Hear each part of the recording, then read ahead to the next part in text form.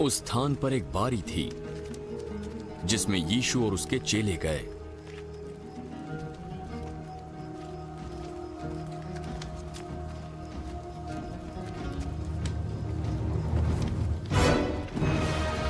यहूदा, उसका पकड़वाने वाला, वो जगह जानता था क्योंकि यीशु अपने चेलों के साथ वहां जाया करता था। तब यहूदा सैनिकों के एक दल को और प्रधान याजकों और फरीसियों की ओर से प्यादों को लेकर दीपकों और मशालों और हथियारों को लिए हुए आया।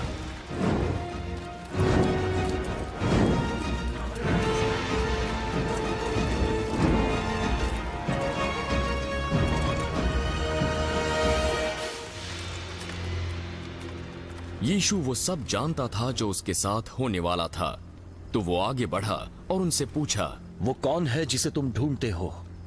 यीशु नासरी को। यहूदा जो पकड़वाने वाला था उनके साथ था। जब यीशु ने उससे कहा, वो मैं हूं, तो वो पीछे हटकर भूमि पर गिर पड़े।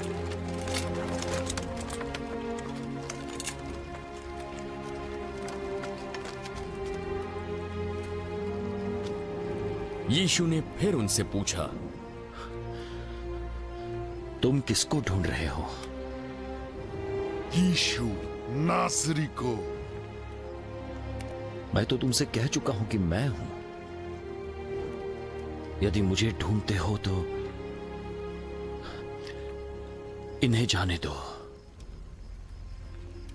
ये इसलिए पूरा हुआ कि वो वचन पूरा हो जो उसने कहा था, जिन्हें तूने मुझे दिया उनमें से मैंने एक को भी नहीं खोया। तब शमौन पतरस ने तलवार जो उसके पास थी खींची और उससे महायाजक के दास का कान उड़ा दिया। उस दास का नाम था मलखुस। अपनी तलवार म्यान में रखो। जो कटोरा पिता ने मुझे दिया है, क्या मैं उससे ना पीऊं?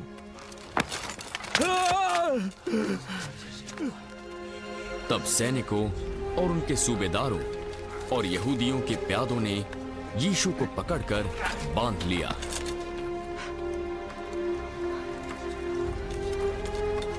और पहले उसे हन्ना के पास ले गए, क्योंकि वो उस वर्ष के महायाजक कैफा का ससुर था। ये वही कैफा था जिसने यहूदियों को सलाह दी थी कि हमारे लोगों के लिए एक पुरुष का मरना अच्छा है।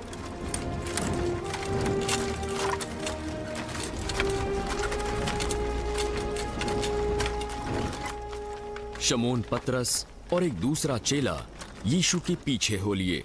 ये चेला महायाजक का जाना पहचाना था, इसलिए वो यीशु के साथ महायाजक के आंगन में गया, परंतु पतरस बाहर द्वार पर खड़ा रहा।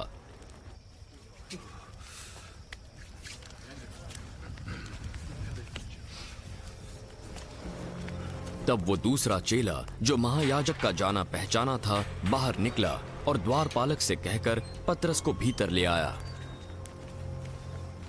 कहीं तू भी इस व्यक्ति के चेलों में से तो नहीं है?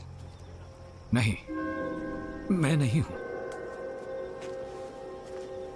दास और प्यादे जाड़े के कारण कोयले धधकाकर खड़े आग ताप रहे थे और पतरस भी वहां जाकर उनके साथ आग तापने लगा। तब महायाजक ने यीशु से उसके चेलों के विषय में और उसके उपदेश के विषय में पूछताछ की। तब यीशु ने उत्तर दिया, मैंने संसार से खुलकर बातें की हैं।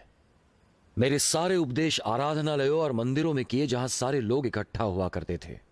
मैंने कोई भी बात गुप्त में नहीं की है। तो फिर तू मुझसे क्यों पूछता है? सुनने वालों से तू पूछताछ कर, उनसे पूछ मैंने क्या कहा। वे जानते हैं जो मैंने कहा है। क्या तू इस प्रकार महायाजक को उत्तर देगा? यदि मैंने कुछ बुरा कहा है तो सबको बता दो मैंने क्या कहा, परंतु यदि मैंने सही कहा तो मुझे क्यों मारते हो? तब हन्ना ने उसे बंधे हुए कैफा महायाजक के पास भेज दिया। तब तक शमौन पतरस आग ताप रहा था। तब लोगों ने उससे पूछा, कहीं तू भी उसके चेलों में से तो नहीं है? नहीं, मैं नहीं हूं। पतरस ने इनकार किया। महायाजक का एक दास जो उसके कुटुंब से था, जिसका कान पतरस ने काट डाला था, बोल उठा, क्या मैंने तुझे उसके साथ बारी में नहीं देखा था? नहीं। और तुरंत मुर्गे ने बांग दी।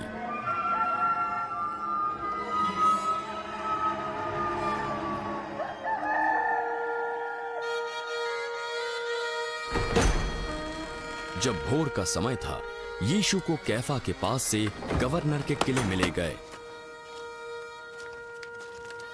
यहूदी किले के भीतर नहीं जाना चाहते थे, क्योंकि वे अपने आप को शुद्ध बनाए रखना चाहते थे ताकि फसह का भोजन खा सकें।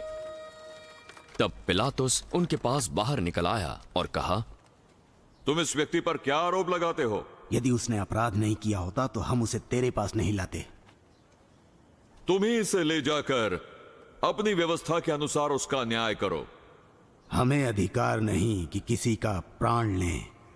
ये इसलिए हुआ कि यीशु की वो बात पूरी हो जो उसने ये संकेत देते हुए कही थी कि उसकी मृत्यु कैसी होगी।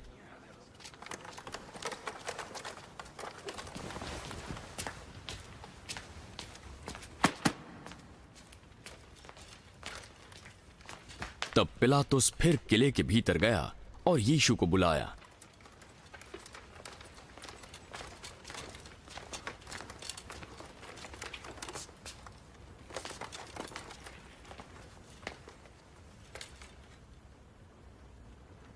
क्या तू यहूदियों का राजा है?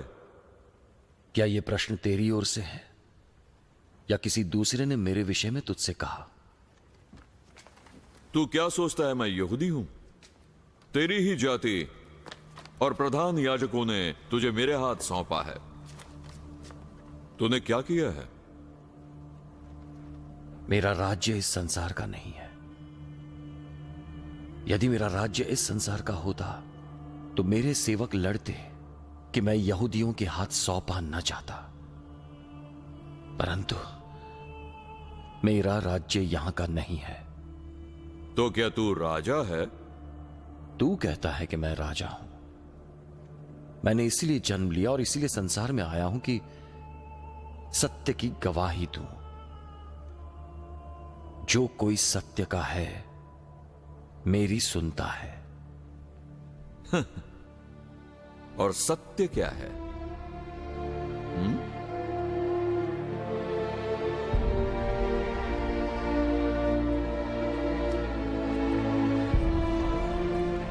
फिर पिलातुस यहूदियों के पास निकल गया और उनसे कहा, मैं तो उसमें दंड देने योग्य कोई दोष नहीं पाता, पर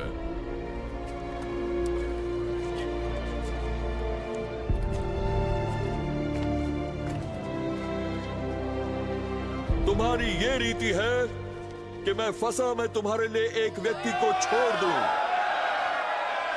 क्या तुम चाहते हो कि मैं तुम्हारे लिए यहूदियों के राजा को छोड़ दूं? तब उन्होंने फिर चिल्लाकर कहा, बरअब्बा को छोड़ दो। बरअब्बा एक डाकू था